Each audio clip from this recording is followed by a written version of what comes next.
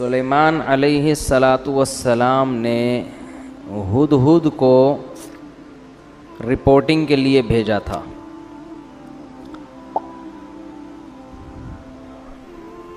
इससे ये भी पता चलता है कि दुनिया की कोई भी हुकूमत हो, फ़ौज हो, उसको खुफिया एजेंसियों की बहरहाल ज़रूरत पड़ती है जो रिपोर्टें ला ला के पेश करें। तो सुलेमान अलैहिस्सलातु वस्सलाम ने हुदहुद को कहा कि तू गैर हाजिर था, जब तक गैर हाज़िरी की मजबूत दलील पेश नहीं करेगा उस वक्त तक तेरा उज़र कबूल नहीं हो। और उसको पर्चा पकड़ा दिया कि मलका-ए सबा जिसके बारे में तेरा ये दावा है कि उसकी एक बहुत बड़ी हुकूमत है और बहुत शानदार जानदार हुकूमत, और वो अल्लाह को छोड़कर सूरज को सजदा करते हैं, तो मेरा ये ख़त है, ये मलका-ए सबा को ले जाके पकड़ा दे और देखते हैं वहाँ से जवाब क्या आता है। उसी से अंदाज़ा हो जाएगा कि ये वाकई सच कह रहा है या झूठ। हुदहुद ने ले जाके वो मलका-ए सबा को पकड़ा दिया। पहले ज़माने में परिंदों के ज़रिए ख़तो किताबत होती थी, इसके लिए परिंदे इस्तेमाल होते थे। परिंदों को सुधाया जा सकता है, बाज़ परिंदों को, हर एक परिंदे को नहीं। अच्छा, ये जो हुदहुद जिसको आज हम हुदहुद कहते हैं, ये वो वाला हुदहुद नहीं है, कुछ नाम चेंज हो गए हैं। तो हज़रत सुलेमान अलैहिस्सलाम ने ख़त लिखा, इन्नहु मिन सुलेमान, पहले नाम लिखा, ये किसकी तरफ से है? सुलेमान की तरफ से। व इन्नहु बिस्मिल्लाहिर्रहमानिर्रहीम, और इसका मज़मून ये है, अल्लाह के नाम से शुरू करता हूँ जो बड़ा मेहरबान और नहायत रहम करने वाला है। बड़ी जान है इस कलमे में। आज लोग तहरीर से पहले बिस्मिल्लाह नहीं लिखते, या तो 786 लिख देते हैं, या लिखते ही नहीं कि कहीं पेपर गिर गया तो बेदबी ना हो जाए। ये वहमी होने की अलामत होती है। इतना ज़्यादा अदब तमीज़ कि आप कोई काम ही छोड़ दें, फिर तो कहीं भी नहीं लिखना चाहिए, फिर तो कुरान में भी नहीं लिखना चाहिए। कहीं बाज़ दफ़ा कुरान इंसान के हाथ से गलती से गिर जाता है, अल्लाह ताला हिफाजत में रखे। तो इतना ज़्यादा नहीं मुसल्लत करना चाहिए अपने आप को, अपने ऊपर इन चीज़ों को। अदब एक हद तक हो तो ठीक है, उससे आगे बढ़ेगा तो टेंशन के अलावा कुछ भी हासिल नहीं होगा। आज किसी ने बताया कि मैं वॉशरूम में जब पेशाब करके फ़ारिग होता हूँ कम्बोर्ड में, तो छींटें पड़ती हैं, तो उसमें पूरी डिटेल पेश की थी। पानी ज़्यादा हो तो पेशाब की मिक़दार कम हो तो फिर छींटों का क्या हुक्म है, पानी कम हो पेशाब ज़्यादा हो फिर छींटों का क्या हुक्म है, छींटों की तादाद इतनी हो तो क्या है, पूरी रिपोर्टें। मैंने बोला भाई तू इस्तिंजा करके पतली गली से निकल जाएगा, थोड़ा एहतियात करो कि छींटें ना पड़ें, बाकी इतना रिपोर्ट पेश करने की ज़रूरत नहीं है। पतली गलियाँ क्यों बनाई जाती हैं भाई? इसलिए तो बनाई जाती हैं, पर अगले ने भी इंतज़ार कर रहा है, वो बाहर खड़ा हुआ, उसकी छींटों का, उसका तो सब कुछ हिसाब किताब जो है ना वो उसकी पैंट में हो जाएगा तुम्हारी छींटों के चक्कर में। तो मुसल्लत कर लेते हैं अपने ऊपर। तो बाज़ लोग अदब तमीज़ को मुसल्लत कर लेते हैं बहुत ज़्यादा।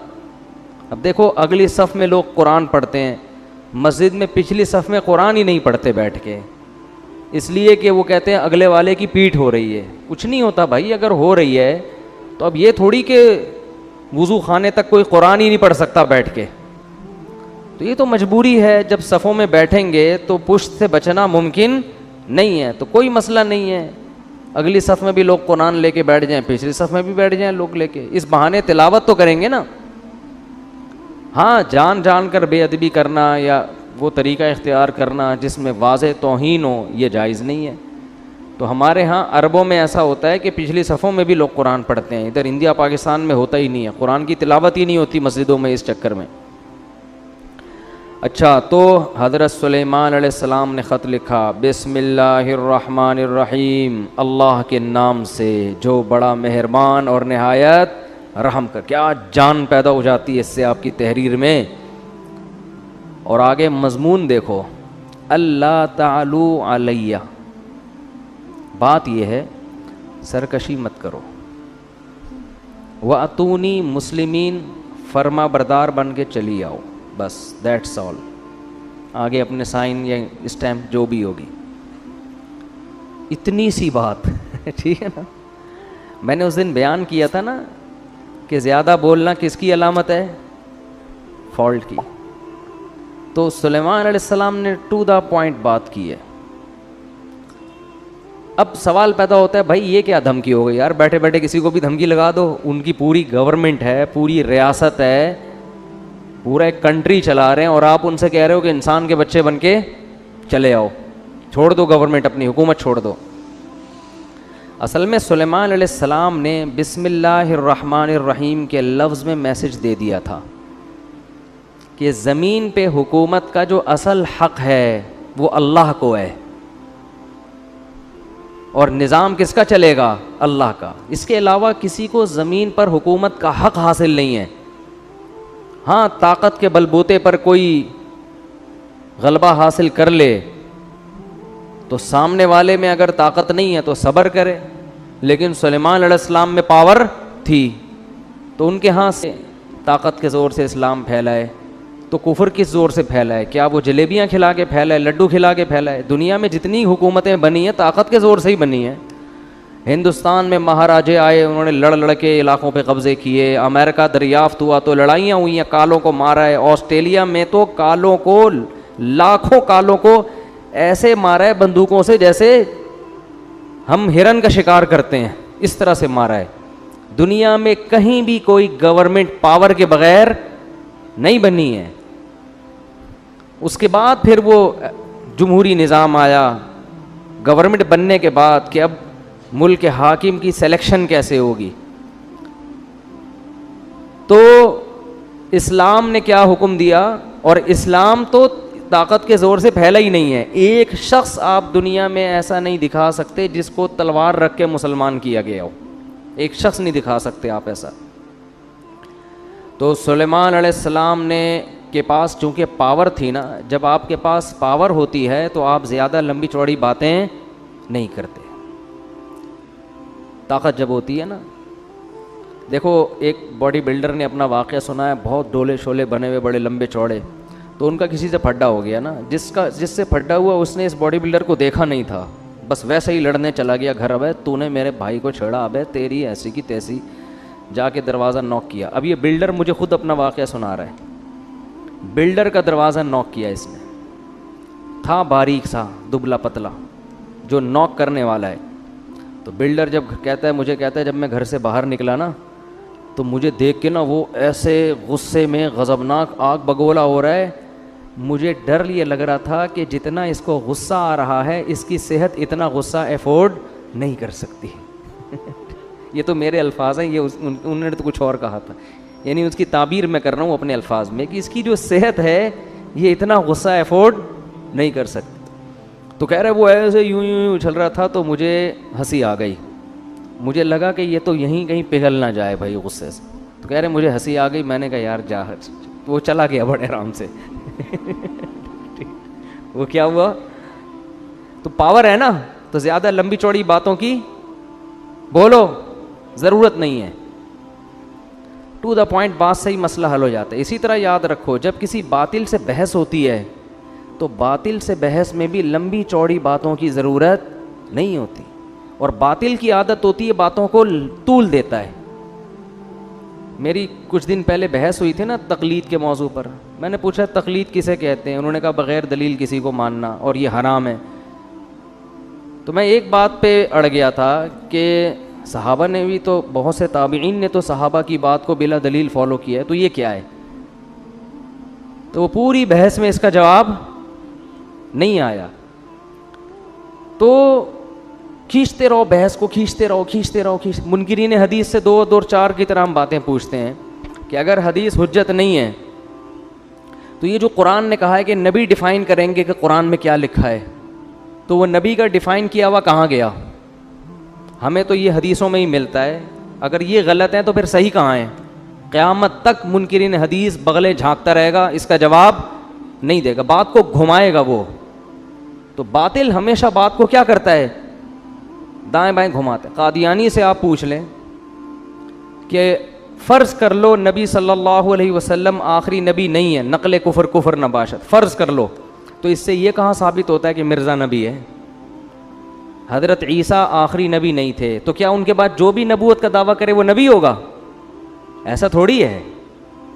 आपके ज़िम्मे ये नहीं है कि ख़त्म नबूवत का मसला, आपके ज़िम्मे मिर्ज़ा को नबी साबित करना है।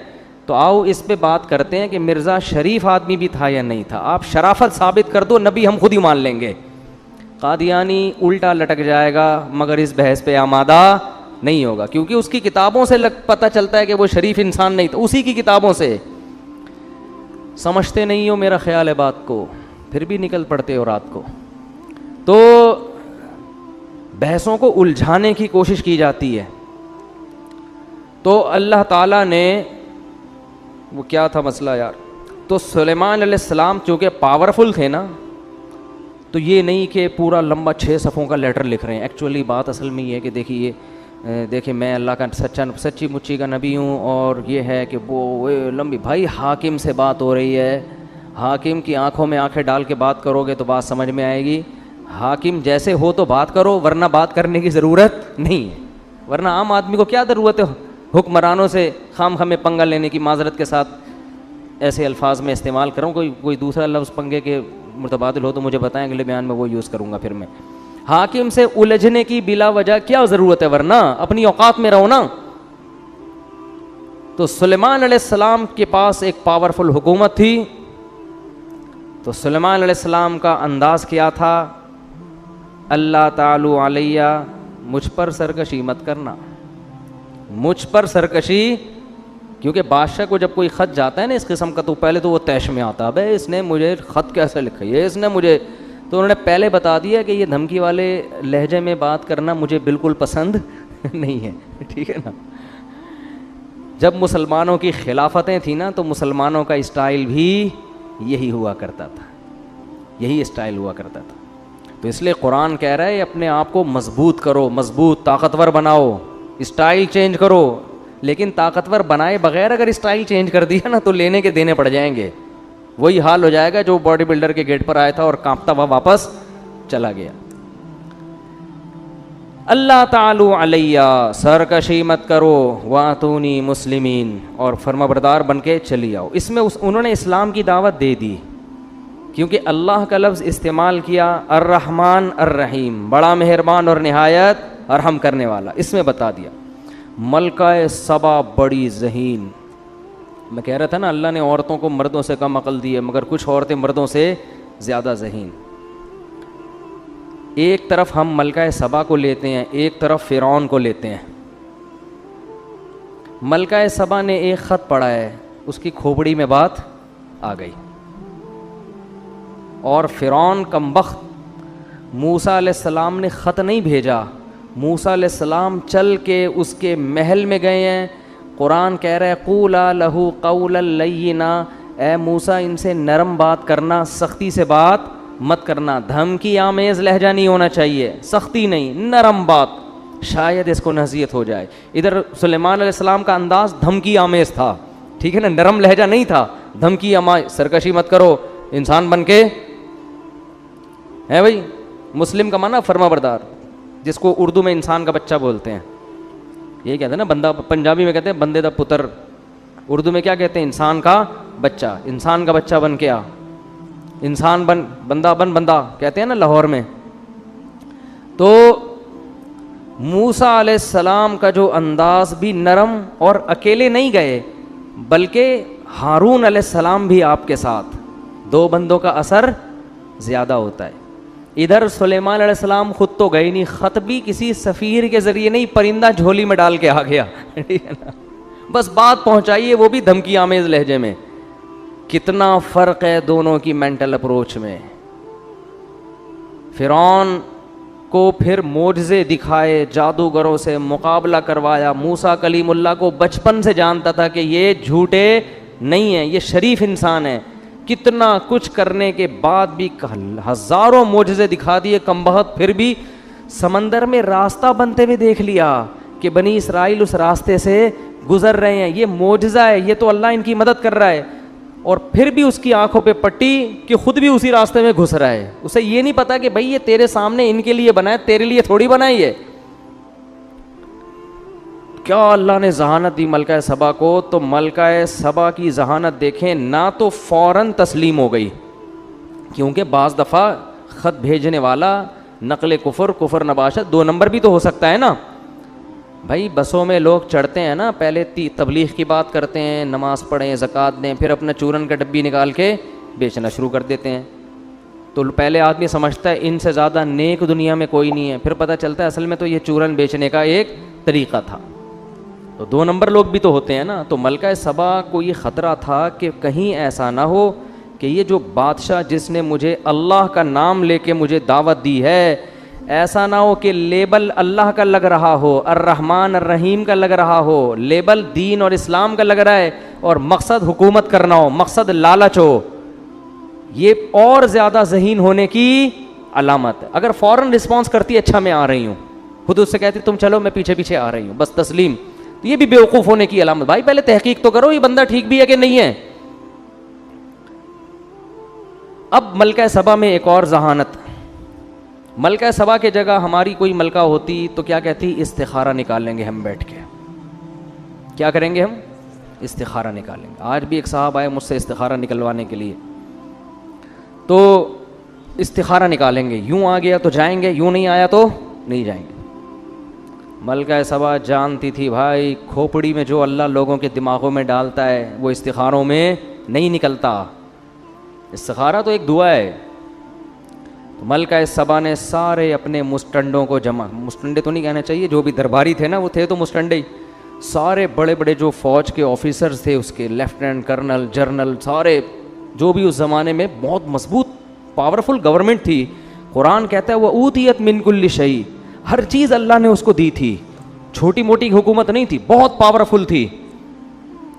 तो उसने अपने सारे जर्नेलों को जमा किया, आर्मी का इजलास तलब किया, आ जाओ भाई, और कहने लगी या अय्युहल मला, ए मेरे, मला कहते हैं जो अपर लेवल के लोग होते हैं ना, जो गवर्नमेंट में बहुत ऊंची ऊंची पोस्टों पर होते हैं, उनसे उनको बिठा के कहने लगी इन्नी उल्किया इलैया किताबुन करीम, मेरे पास एक लेटर आया है ख़ानदानी।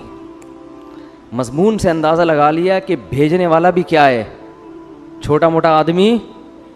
अगर छोटा मोटा होता ना तो 6 सफ़ों का ख़त लिखा होता उसने, एक्चुअली ज़्यादा होता उसमें, ज़्यादा होता ठीक है ना, और फिर फूल वूल बनाए हुए होते, 2 गुलाब के फूल भी ख़त के अंदर डाले हुए होते। तो कैसे उसने, ज़हीन कितनी थी अंदाज़ा लगाओ।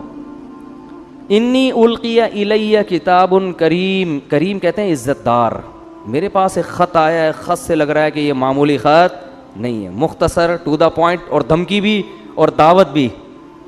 ये ख़त तो इस काबिल नहीं है कि इसको फाड़ के फेंक दिया जाए, इस पे एक इजलास होना चाहिए, इस पे एक इजलास होना चाहिए। और उस फिर कहने लगी ख़त ये है, बड़ा वो तर्जमा होता होगा उस ज़माने में, ट्रांसलेशन का इंतज़ाम होता होगा, अगर ज़बान अलग अलग है तो कुरान तो वाक़े को शॉर्ट करके सुनाता है ना। और कहने लगी इन्नी उल्किया इलैया किताबुन करीम इन्नहु मिन सुलैमान व इन्नहु बिस्मिल्लाहिर रहमानिर रहीम अल्लाह तालू अलैया व अतूनी मुस्लिमीन, पूरा ख़त पढ़ के सुनाया। और कहने लगी या अय्युहल मलउ अफ्तूनी फ़ी अमरी, ए मेरे साथ उठने बैठने वाले लोगों, मुझे मेरे मामले में मशवरा दो। ये भी मलका सबा के ख़ानदानी होने की दलील। मशवरे से फ़ायदा क्या होगा कि इसके तमाम पहलू सामने आ जाएंगे, पॉजिटिव भी, जो भी हमने करना है उनमें हर चीज़ को हम मशवरे में डिस्कस करेंगे और उसके हर हर पहलू पे गौर करेंगे, पॉजिटिव भी और नेगेटिव भी। तो उसके बाद एक राय कायम करना हमारे लिए आसान। ये उसकी दूसरी दलील है मलका सबा के ख़ानदानी होने की। फिर कहने लगी मा कुन्तु क़ातिअतन अमरन हत्ता तशहदून, जब तक तुम्हारी राय सामने ना आ जाए उस वक्त तक मैं कोई यकीनी फ़ैसला नहीं करूँगी। ये तीसरी दलील है क्या होने की। क़ातिअतन अमरन का मतलब मैं अपनी राय तो पेश करूँगी, लेकिन फ़ैसला मैं उस वक्त करूँगी जब तुम्हारी राय भी सामने आ जाए। तो अभी जो मैं राय पेश करूँगी वो मेरा फ़ैसला नहीं है, वो राय है। और तुम्हारी राय आने के बाद जो मैं राय दूंगी वो राय नहीं होगी बल्कि वो ऑर्डर होगा। ये स्टाइल मार्केट में मिलेगा आजकल आपको कहीं, है भाई?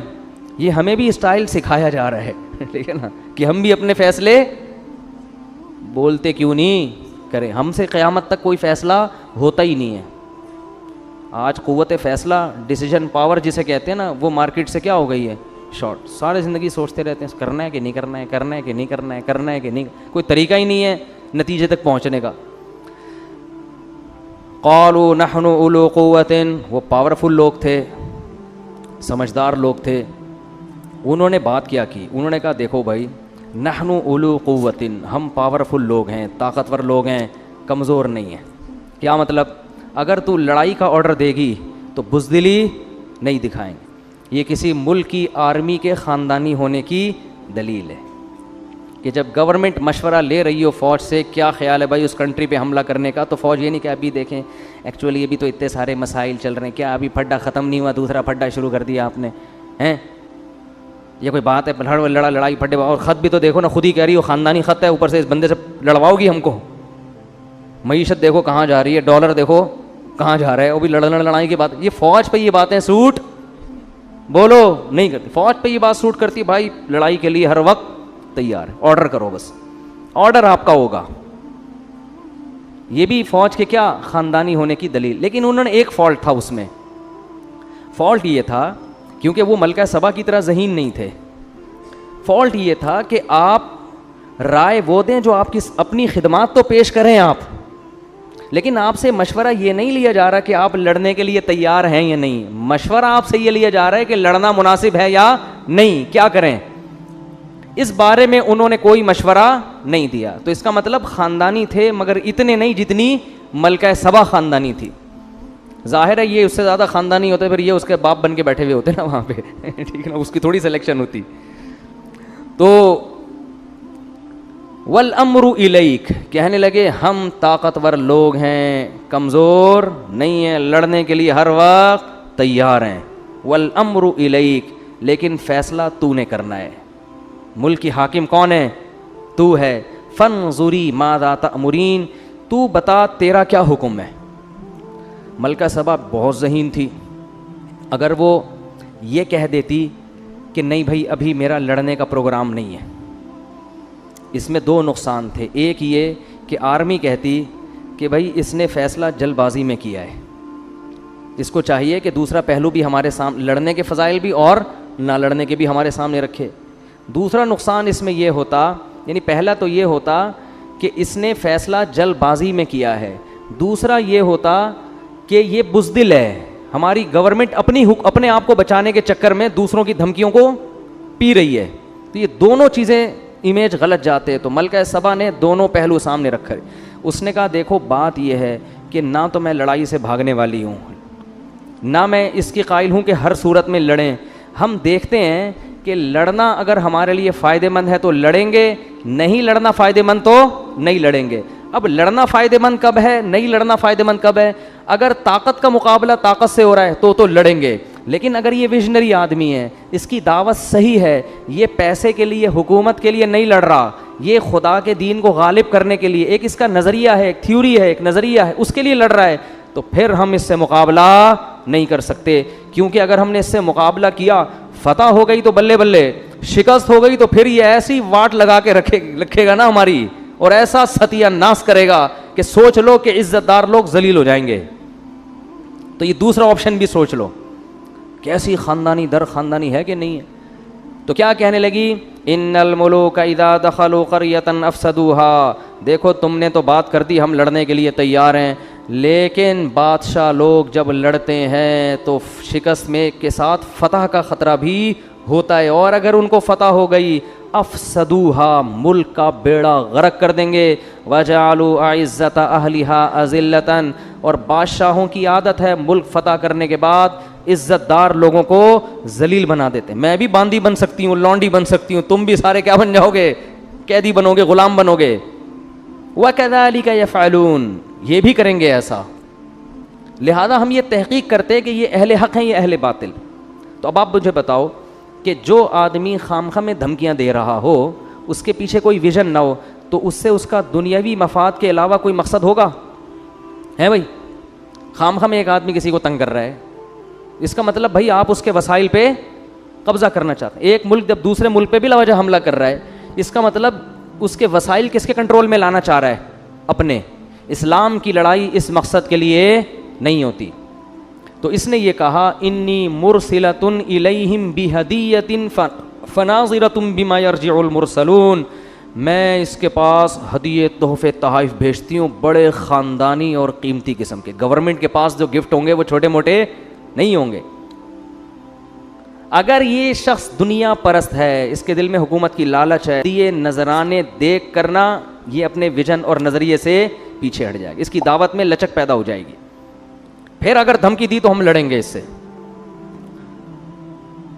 और अगर धमकी नहीं भी दी तो भी लड़ेंगे, क्योंकि ये इसकी अलामत है कि ये खाम में हुकूमत का नशा है। तो मलका सबा ने ना उस ज़माने के अरबों खरबों के हिसाब से हीरे जवाहरात जो भी कीमती बहुत ख़ानदानी किस्म के तोहफे थे कासिदीन को दिए और बोले जाओ सुलेमान को देकर आ जाओ। हज़रत सुलेमान के पास जब वो तोहफे आए हैं, फलम्मा जा सुलेमान, जब वो तोहफे सुलेमान सलाम के पास आए, क़ाल अतुमिद्दूननी बिमाल, उन्होंने फरमाया कि चंद टके के लोग, तुम लोग मेरी पैसों से मदद करना चाह रहे हो, हैं भाई? मेरी दावत का तुमने ये मतलब लिया है? चंद टके तो मैं अपनी तरफ से लगा रहा हूँ, यानी अतुमिद्दूननी बिमाल, तुम पैसों से मेरी मदद कर रहे हो। तुम ये समझ रहे हो कि इतने डॉलर हम तुम्हारे लिए मदद के लिए भेजेंगे तो तुम चुप हो जाओगे? अतुमिद्दूननी बिमालिन, पैसों के जरिए मेरा मुंह मुझे चुप कराना चाह रहे हो।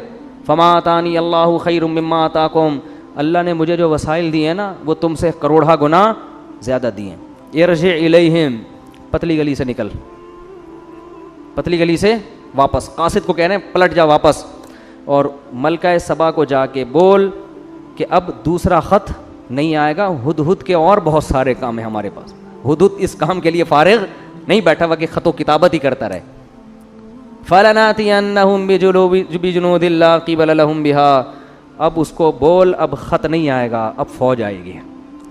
जैसे खादिम हुसैन रिज़वी ने कहा था ना, गौरी आया ठीक है, वो तो कुछ ज़्यादा ही हो गई थी लेकिन कर्जा माफ़ करवाने का एक बेहतरीन तरीका था, बटन दबाओ गौरी आया। तो खैर, फलनातियन्नहुम बिजुनूदिन ला क़िबल लहुम बिहा, मुझे लुड्डन जाफरी के मरने का जितना अफसोस हुआ है ना, क्योंकि रमज़ान में बड़े ज़बरदस्त चीज़ें आती रहती थीं, मुख्तलिफ़ चीज़ें आती रहती थीं, आदमी फ्रेश होता रहता था उनको देखकर। उन्होंने कहा था कि जो लोग मेरे ख़िलाफ़ मीम बना रहे हैं, कोई बात नहीं, मेरे डायलॉग दुनिया में चल रहे हैं। तो मैं समझा तारीफ़ें कर रहे हैं मीम बनाने वालों की ना, खुश हैं। आखिर में कहते हैं असल में इनका ऊपर का स्क्रू ढीला है तो हज़रत सुलेमान ने फरमाया फलनातियन्नहुम बिजुनूदिन ला क़िबल लहुम बिहा, मलका सबा से जाके बोलो, उन्हीं के कासिद को कह रहे हैं, हुदहुद नहीं भेज रहे, कासिद को कह रहे हैं कि अब ख़त नहीं आएगा, मैं एक ऐसी फ़ौज लेकर हमला करूँगा कि तुम उसके मुकाबले में ठहर नहीं सकते। भाई उसमें तो जिन्नात भी होंगे, उसमें तो इंसान भी होंगे। और वला नुखरिजन्नहुम मिन्हा अदिल्लतन वहुम सागिरून, और हम इनको इनके मुल्क से जलील करके निकालेंगे और ये सब इज्जतदार लोग रुस्वा हो जाएंगे। फिर हम इतने इज्जत से नहीं, लड़ाई होगी तो फिर लड़ाई का अंजाम तुम्हें पता है क्या होता है। तो जब वो धमकी पहुंची है ना, मलका सबा ने दोबारा मशवरा किया। उन्होंने बोला भाई ये बंदा लालची नहीं है, चलो मुज़ाकरात के लिए चलते हैं सुलेमान के पास। बात क्या है भाई? ये नहीं कि जंग के लिए चलते हैं, बुलाया जाके बातचीत करते हैं, क्या मसला है भाई, ठीक है ना। तो कुरान कह रहा है कि हज़रत सुलेमान को इत्तला मिल गई कि मलका सबा वहाँ से चल पड़ी है। हज़रत सुलेमान अलैहिस्सलाम चाहते थे कि मलका सबा को हमने दावत देनी है, लड़ाई के बगैर ही काम बन जाए तो ज़्यादा अच्छा है ना। इस्लाम हदीस में आता है कि ला तमन्नऊ लिक़ा अल अदुवी, दुश्मन से लड़ाई की तमन्ना कभी भी मत करो। जंग इस्लाम में कोई पसंदीदा काम नहीं है, कोशिश करो काम जंग के बगैर हो जाए। फरमाया फ़इदा लक़ीतुम फ़स्बिरू, हाँ अगर जंग मुसल्लत हो जाए तो फिर सब्र करो। वअलमू अन्नल जन्नत तहत ज़िलालिस सुयूफ़, और यकीन कर लो जन्नत तलवारों की छाँव में रखी है अल्लाह ने। कैसी ज़बरदस्त हदीस है। तो हज़रत सुलेमान भी चाहते थे कि खामखा में जंग ना हो। अगर भाई आराम से ये मुसलमान हो जाती है तो क्या ज़रूरत है हमें जंग करने की, और ये मुसलमान होगी तो पूरी कौम नीचे मुसलमान हो जाएगी। तो सुलेमान अलैहिस्सलाम ने इरादा किया इसको अपने कुछ मोजज़े पहले से दिखाएं, ताकि वो देख के यकीन कर ले कि ये इंसान के बस में नहीं है, इनके साथ कौन है? अल्लाह है, और ये अल्लाह के सच्चे नबी हैं। उसके लिए सुलेमान अलैहिस्सलाम ने तरकीब ये सोची कि हम ऐसा करते हैं कि मलका सबा का इतना बड़ा आली शान तख्त, हीरे जवाहरात उसमें जड़े हुए और टनों मन उसका वज़न, वो किसी जिन को ठेका दो पहले ही उठा के ले आया वो। तो जब वो यहाँ आके देखेगी तो हैरान हो जाएगी ना। तो ये काम तो इंसान के बस में है नहीं। उस ज़माने में जहाज़ थोड़ी थे, जो हवाई जहाज़ हैं ये थोड़ी थे उस ज़माने में, और शिप के ज़रिए आने में तो कई महीने लग जाते थे। तो इसलिए सुलेमान अलैहिस्सलाम ने अपने दरबार में कहा, अय्युहल मलअ अय्युकुम यातीनी बिअर्शिहा क़ब्ल अन यातूनी मुस्लिमीन। हाँ भाई, तुम में कोई ऐसा बंदा है, कोई ऐसी मखलूक बैठी हुई है जो मलका सबा के यहाँ पहुँचने से पहले, उसको भी कई महीने लगेंगे या 1 महीना या 2 महीना लगेगा, तो उसके यहाँ पहुँचने से पहले कौन उसका तख्त उठा के ले आएगा। कुरान कहता है, ये ज़ाहिर है इंसान के बच्चे का काम नहीं है। क़ाल इफ़रीतुम मिनल जिन्नि अना आतीका बिही क़ब्ल अन तक़ूम मिन मक़ामिक। एक जिन खड़ा हुआ। आमिल लोग बड़े खुश होंगे, देखो जिन्नात के पास ऐसे इख्तियारात हैं, वो ये भी कर सकते हैं। जिन के पास ऐसे इख्तियारात होते हैं, लेकिन आप जिन आपके इख्तियार में हो ऐसी कोई रिपोर्ट हमारे पास नहीं है। जिन तो बहुत कुछ कर सकता है, मगर वो आपके मशवरे पे करेगा ऐसा नहीं है।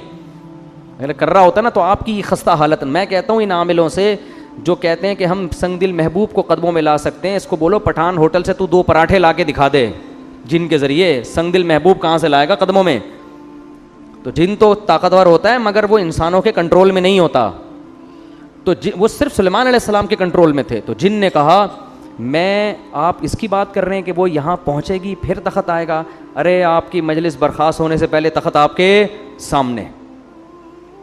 कुरान कहता है, क़ाल अल्लज़ी इंदहु इल्मुम मिनल किताब। एक बुज़ुर्ग बैठे हुए थे सुलेमान अलैहिस्सलाम की महफिल में। वो पैगंबर नहीं थे, उम्मती थे। उनके पास किताब यानी ज़बूर का इल्म था।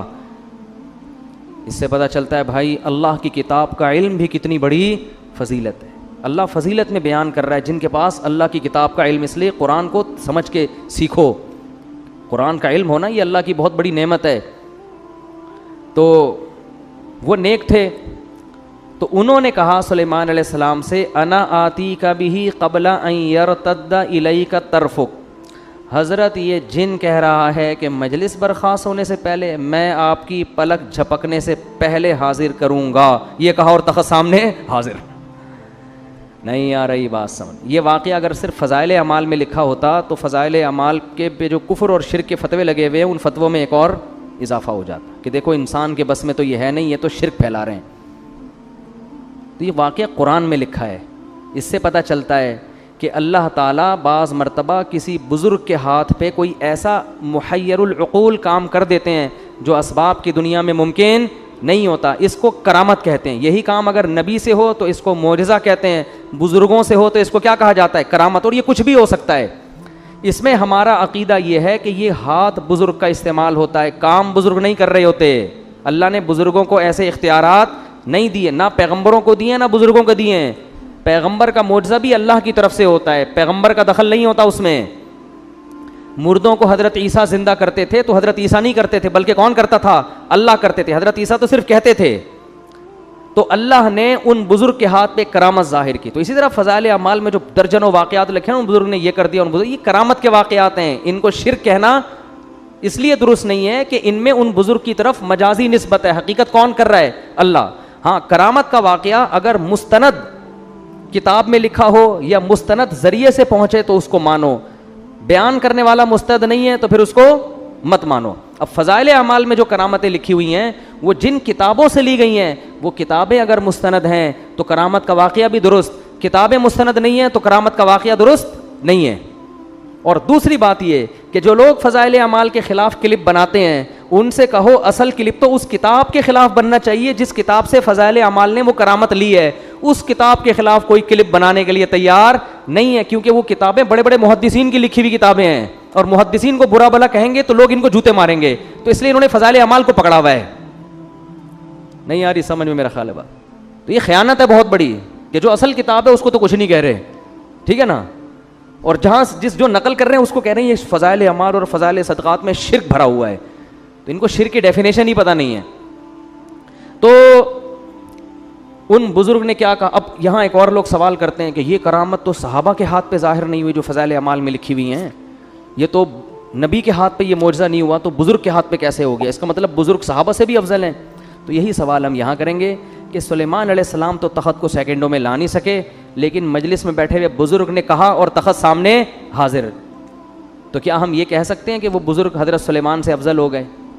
नहीं, करामत के सुदूर से कोई शख्स दूसरे से अफजल नहीं हो जाता। करामत तो अल्लाह की तरफ से एक इकराम है बुज़ुर्ग का कि देखो मैं इस पे खुश हूँ और इसके हाथ पे मैं कैसी चीज़ें ज़ाहिर कर देता हूँ। ये इसकी अलामत नहीं है कि इस वक्त दुनिया में सबसे अफजल यही है। और ये भी मुमकिन है कि एक पैगंबर के हाथ पे वो मोजज़ा ज़ाहिर ना हो जो किसी उम्मती के हाथ पे करामत हो जाए, ये भी ऐन मुमकिन है। बाकी अफजलियत का ताल्लुक आमाल से है, करामतों से नहीं है। कौन अफजल है सबसे? जो शरीयत पे सबसे ज़्यादा चलता है, तो वो तो पैगंबर सबसे ज़्यादा चलते हैं ना।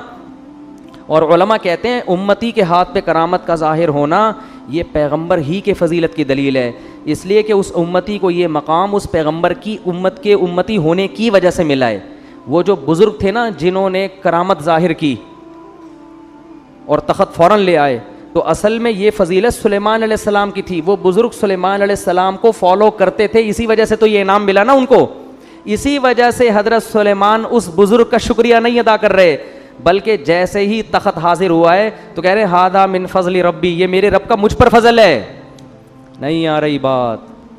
क्या मतलब? गोया ये मेरा मौजज़ा है कि मेरे उम्मतियों के हाथ पे ऐसा कुछ हो रहा है, तो ये इनका नहीं, ये किसका कमाल है? ये कमाल अल्लाह ने मुझे दिया है कि मुझे फॉलो करने की वजह से इनको ऐसे इनामात मिले हैं। तो फ़ज़ाइल आमाल और सदक़ात में जो बुज़ुर्गों की करामतें लिखी हुई हैं वो मोहम्मद सल्लल्लाहु अलैहि वसल्लम की फ़जीलत की दलील हैं कि अल्लाह ने सय्यदुल अंबिया को इतना ऊंचा मकाम दिया कि सय्यदुल अंबिया को फॉलो करने वालों के हाथ पे अल्लाह ने ऐसी ऐसी करामतें ज़ाहिर की हैं। तो इससे पैगंबर का मकाम कम नहीं हो रहा, बल्कि पैगंबर का मकाम ऊँचा हो रहा है कि उनकी उम्मतियों में पिछली उम्मतों से भी ज़्यादा बड़ी बड़ी करामतें सादिर हुई हैं।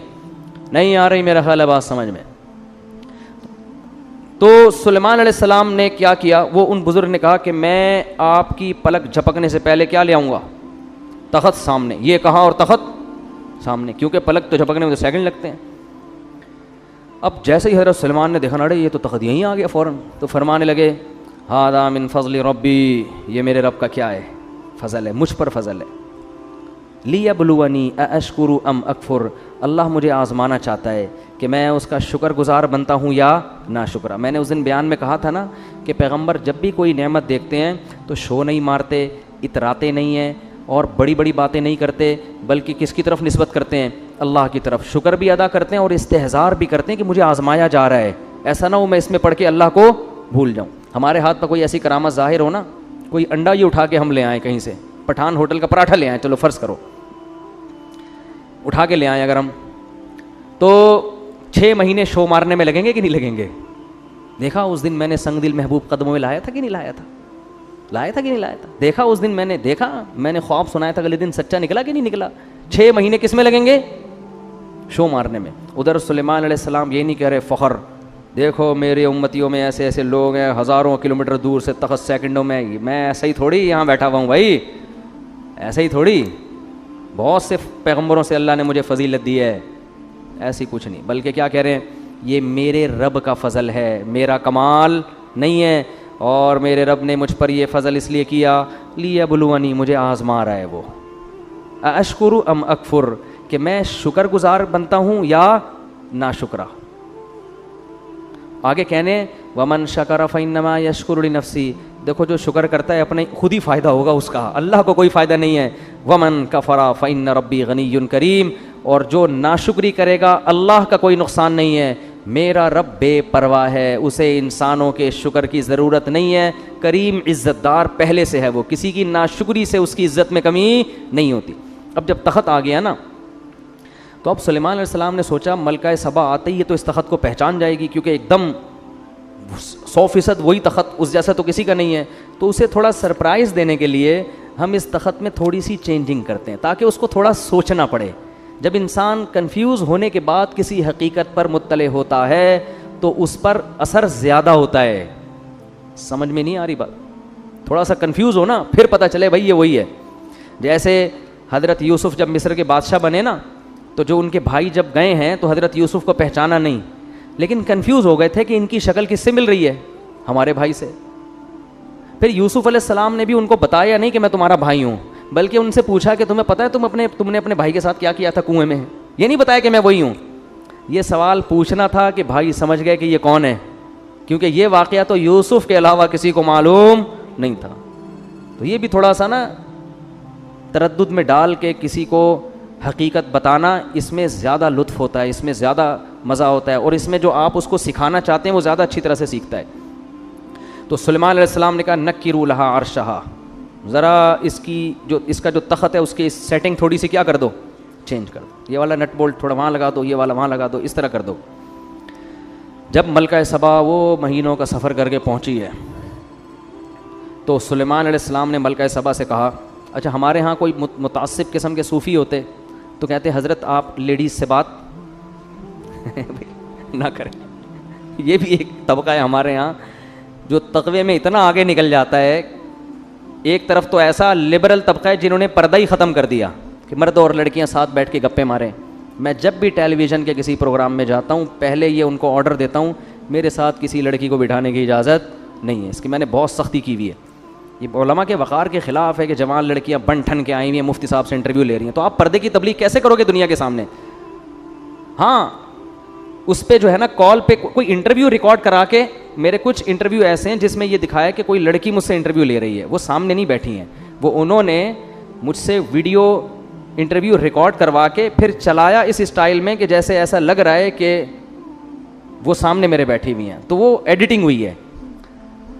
तो एक तबका तो हमारा ये है कि जिन्होंने पर्दे के हकाम की धज्जियाँ उड़ा दी। एक तबका इतनी सूफी पने की इंतहा को पहुंचा हुआ है, जहां औरत से बात करने की ज़रूरत है वहां भी वो बात करने के लिए तैयार नहीं है। अब कोई खातून अगर आपसे मसला पूछने के लिए आ रही है तो पर्दा करना तो उसकी जिम्मेदारी है। अगर वो नहीं कर रही तो आपको शरीयत नहीं कहती यहाँ से भाग जाओ फ़ौरन, कि वो मसला पूछने आई आप भागें वहाँ से। आप बैठे मसला बताएं। हाँ, तन्हाई किसी औरत के साथ बंद कमरे में इख्तियार करना इसकी इस्लाम में इजाज़त नहीं है, और आप उसको मोहब्बत से पर्दे की तरगीब भी दे दें।